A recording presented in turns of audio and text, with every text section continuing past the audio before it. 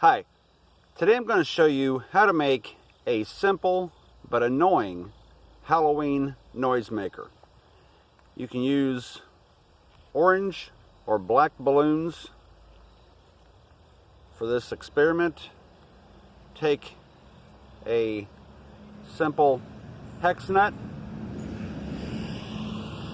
and put the hex nut down into the balloon and blow it up.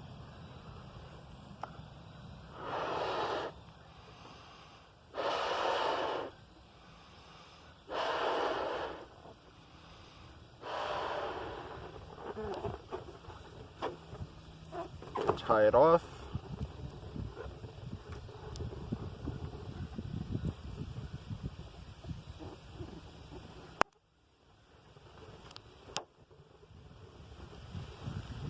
And swirl it around to make the haunted ghost sound noises.